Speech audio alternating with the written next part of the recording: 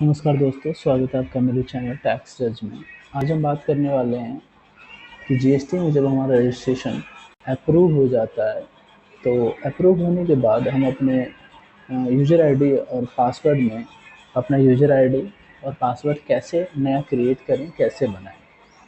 तो सबसे पहले मैं आपको ये मेल दिखा रहा हूँ, जहाँ पे मैं दिखा रहा हूँ आपको कि यहाँ पे एक जीएसटी अप्रूव हुआ है, तो उस अप्रूव का मैसेज कैसा आता है। और उस मैसेज के बाद आप देखेंगे कि हम सीखेंगे कि कैसे हम फर्स्ट टाइम लॉगिन करें और अपना यूज़र आईडी और पासवर्ड क्रिएट करें।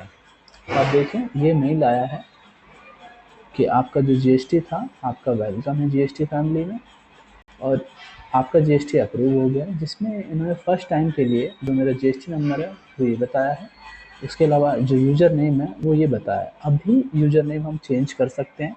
पहले टाइम यूज़र नेम एक ही बार बदला जाता है बस, पासवर्ड हम बार बार चेंज हो सकता है, लेकिन यूज़र नेम जो भी आप बनाएंगे वो आपका एक ही बार रहेगा।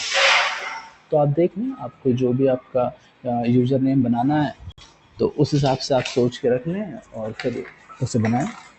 तो चलिए हम फर्स्ट टाइम लॉगिन करते हैं। इसके लिए हम अपने जीएसटी के पोर्टल पे जाएंगे, और जीएसटी के पोर्टल पे मैं आपको दिखाता हूँ कि मैं यहाँ पे कैसा आया। जैसे आप लॉगिन करोगे तो आपको ऐसा डैशबोर्ड दिखाई देगा। यहाँ से हम यहाँ लॉगिन में जाएंगे। लॉगिन में जाने के बाद आप यहाँ देख पा रहे होंगे कि इसमें ऑप्शन आता है कि अपना यूज़र नेम बताओ, पासवर्ड बताओ और लॉगिन करो। चूँकि इसने हमें हमारा यूज़र नेम और पासवर्ड दे रखा है, तो इसका मतलब ये नहीं कि आप यहीं से यूज़र नेम और पासवर्ड डाल के लॉगिन कर दो, नहीं। इसने देखो यहाँ नीचे एक छोटा-सा पॉइंट दिया हुआ है, ये लिखा हुआ है। जहाँ लिखा हुआ है कि अगर आप फर्स्ट टाइम लॉगिन कर रहे हो तो आपको यहाँ क्लिक करना चाहिए। तो इसलिए हम यहाँ क्लिक करेंगे।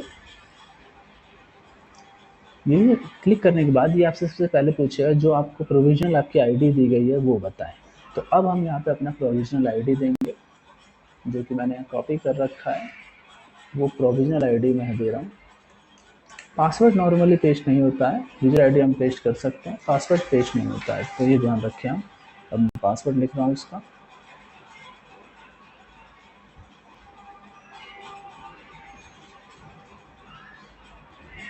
मैंने पासवर्ड लिख दिया है। पासवर्ड वही है जो जीमेल पे उन्होंने मुझे दिया है, और अब हम इसे लॉगिन कर रहे हैं। लॉगिन करते ही इसने हमें यूज़र नेम बनाने के लिए दे दिया। तो यूज़र आईडी आप जो भी बनाएंगे आपका परमानेंट होता है, और यहीं आप अपना पासवर्ड बना सकते हैं।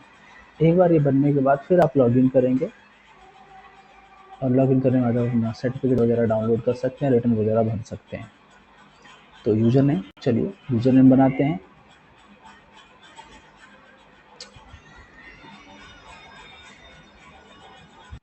आप देख सकते हैं कि यहाँ मैंने अपना यूज़र नेम बना दिया है, जो कि 8 से 15 कैरेक्टर के बीच में होना चाहिए।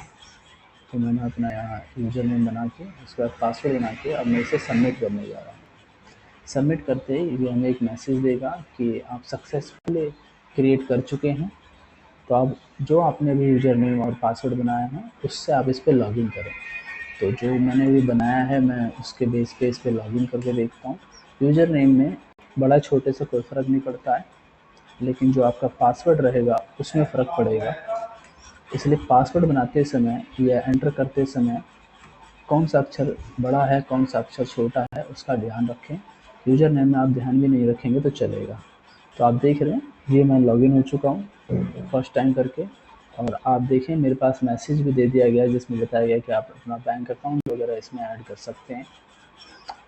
और भी कुछ चीज़ें हैं कि अगर आप जीटीए सर्विस हैं तो आपको क्या करना है, क्या नहीं करना है, बाकी चीज़ें। ये कोर फील्ड क्या है मेरा वो चुनने के लिए कह रहे हैं, तो कोर फील्ड चुन लिया है मैंने।